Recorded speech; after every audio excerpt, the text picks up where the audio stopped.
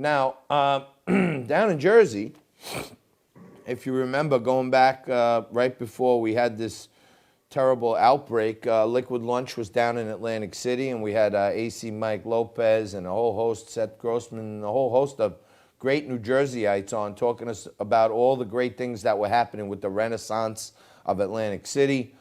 That's off the table. It looks like the Jersey Shore is going to be shut down for a considerable part of the summer. And someone who knows a heck of a lot about this stuff joins us right now, Seth Grossman. Hey, Seth, how are you today?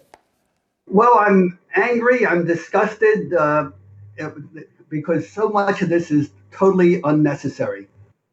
We are completely shut down.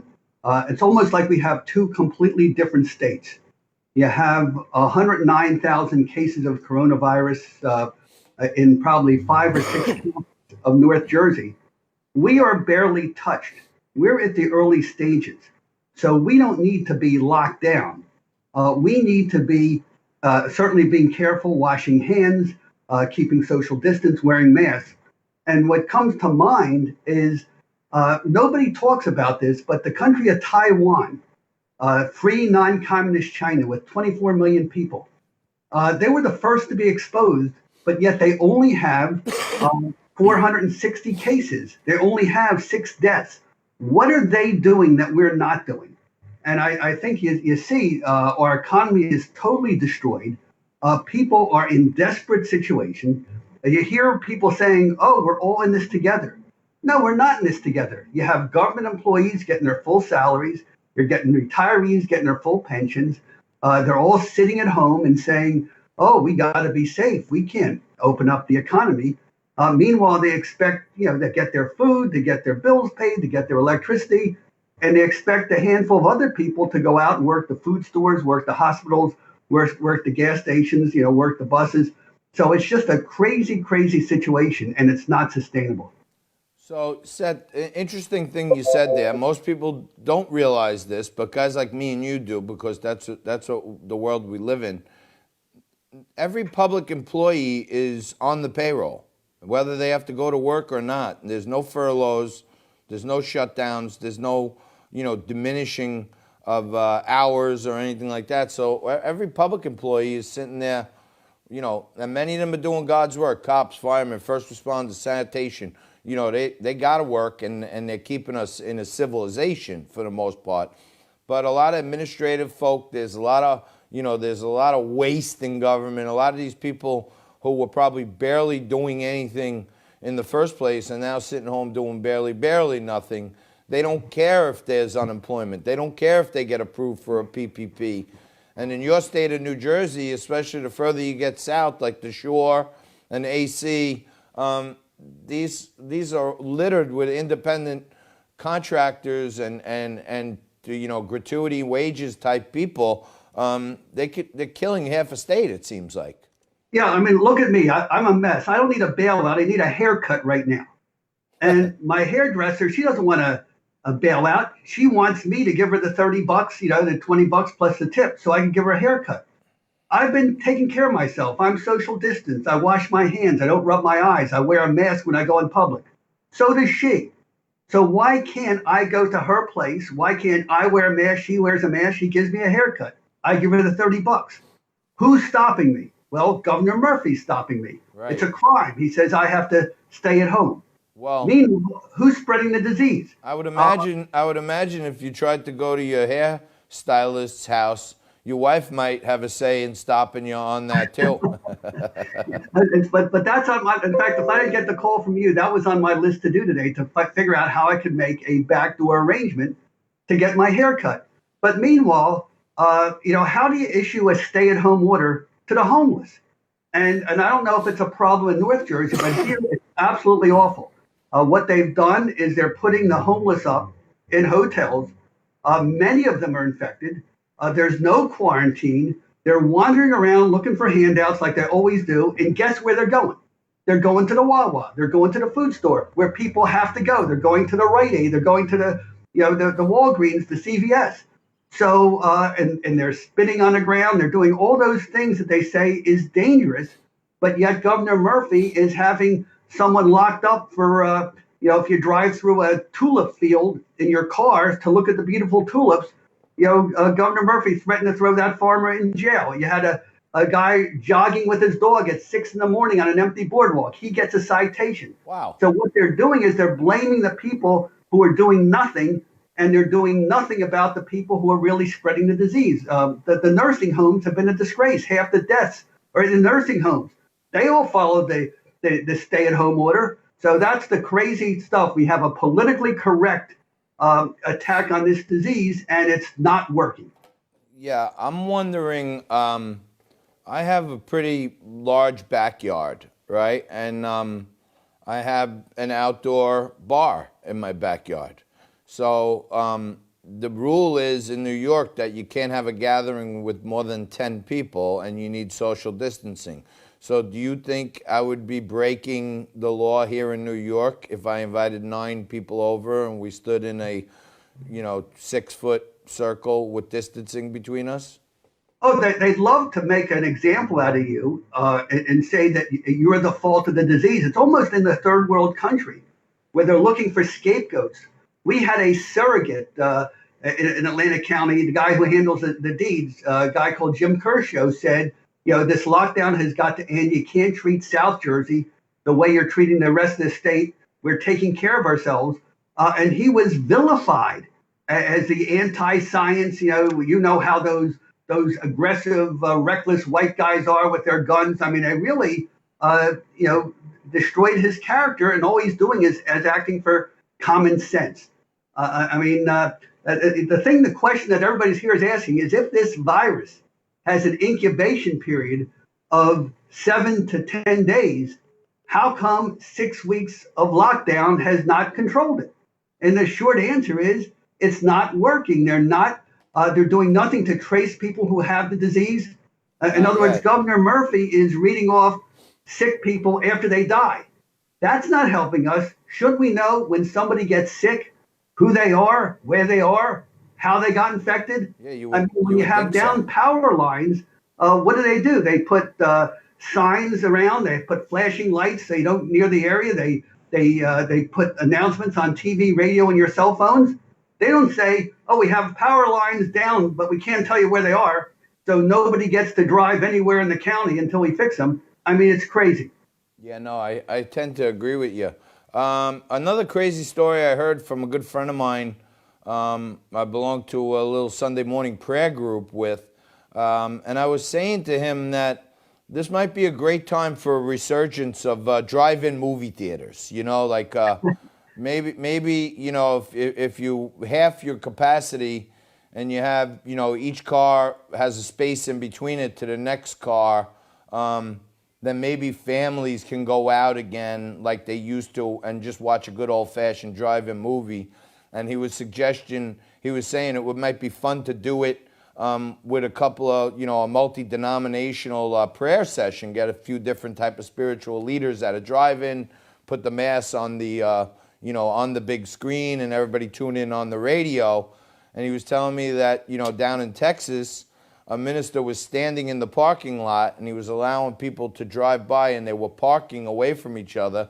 And the cops came and started giving them summonses for sitting in their car, and they were calling it a congregation, an illegal, party, a get-together or something. Yeah, well, here's the thing. It's not rocket science. You have Taiwan, first exposed, 24 million people. They only have 460 cases and 6 deaths. They never shut down. Everybody's going to work. Everybody's going to school. Everyone's going on the buses. How did they do that? Again, it's not rocket science. They had a list of 124 things they did. We don't have to ruin our lives. The thing is, when you have a disease, you quarantine the sick people. You don't quarantine the majority that's healthy. South Korea, a country of 50 million people, they had regular elections, no mail-in ballots, because they had 13,000 people on quarantine in a country of 50 million people. I'm telling you, I know people who have gotten sick. Someone got better. They don't even test you when you get the disease. They don't even tell you, let's have a test to see if you test negative. They just say 72 hours after you don't feel sick anymore, you're good. Go walk around, no problem. Right. So what they're doing. I see, Seth. I'm I'm a numbers wonk, right? So show me a bunch of numbers. I'll give you some kind of decently thought out theory, right? And I see this number, of cases, deaths, and then recovered. They keep posting this number recovered, which is like a tenth of the cases. So you have like, 4 to 5 tenths of a percent mortality rate, and then you have like 10% recovered.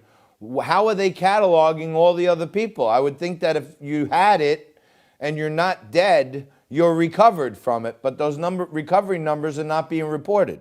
No, and the thing that's really disturbing is like we don't have to make it up. Taiwan, Hong Kong, South Korea, they showed us how to do it.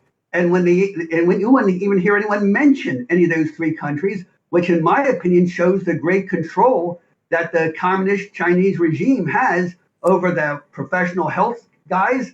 Why is it that we can't say take it off the shelf, do what they do? Because the key is somebody's sick, we stay away from them.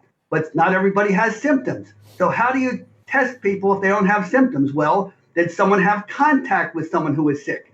That's the key to doing it. So I don't want to get myself aggravated. We have libertyandprosperity.com. We have all this stuff posted there. But one other thing I'd like to mention, and that is the virus of corrupt and bankrupt government is going to hurt as many people, I think, as the virus.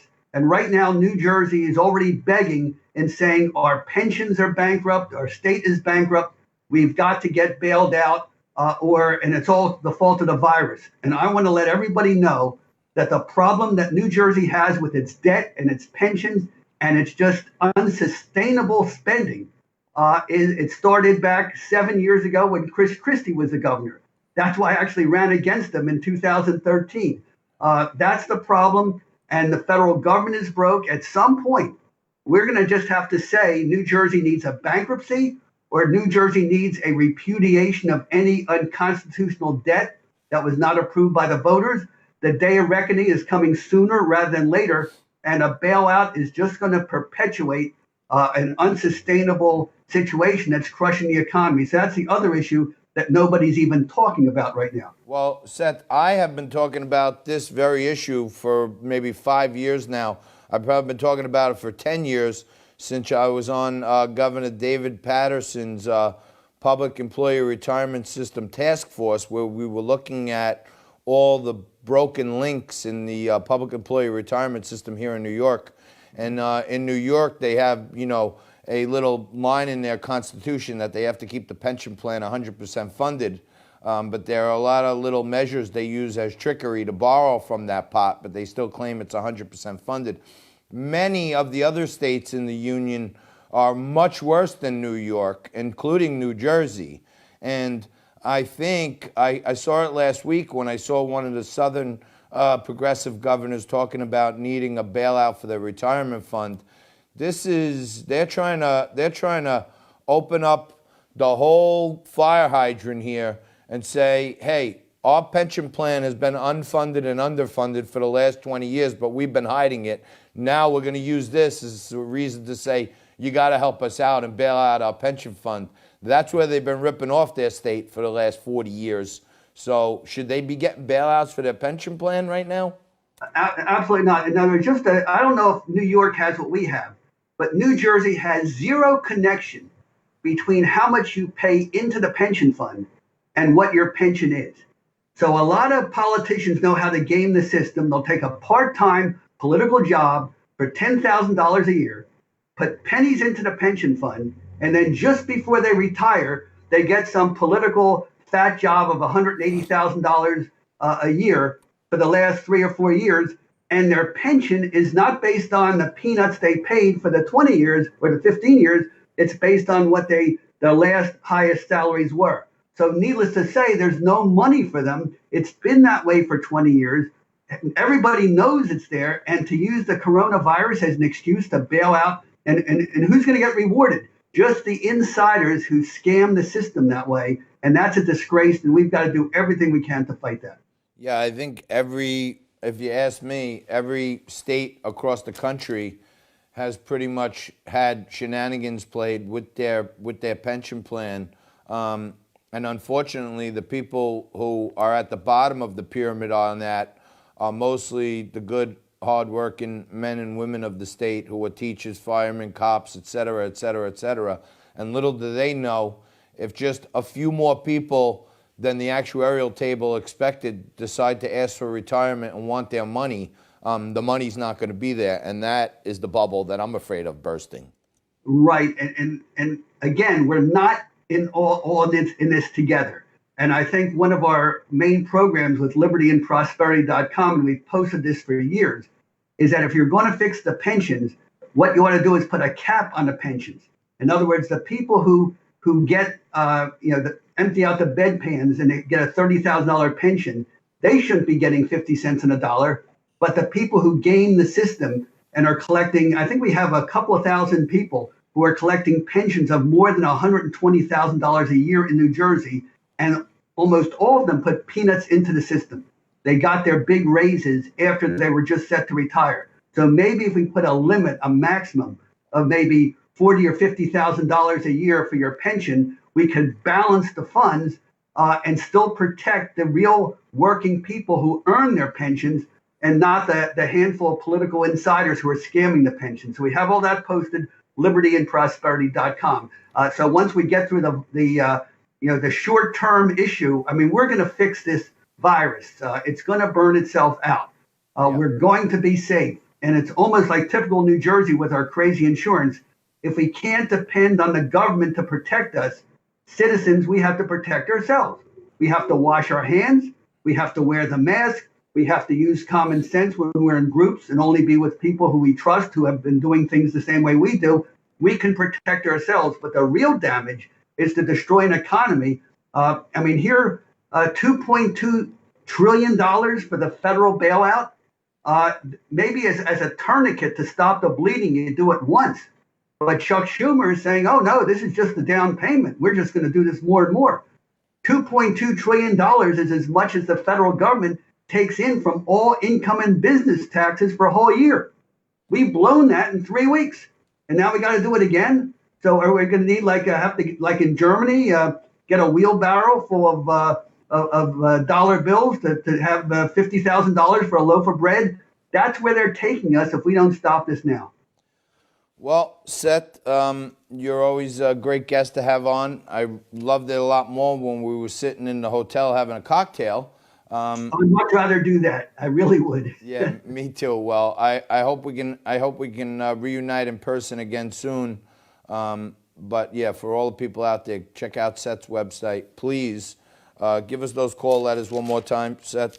libertyandprosperity.com. The AND is spelled out. And all the stuff I wish I could say but don't have time to say, it's all posted there. All right, very good. Thank you, Seth. Really appreciate you joining us today. Be safe, be healthy, be lucky. Thank you. Thank you. That's Seth Grossman. He is the founder and chief proprietor at libertyandprosperity.com.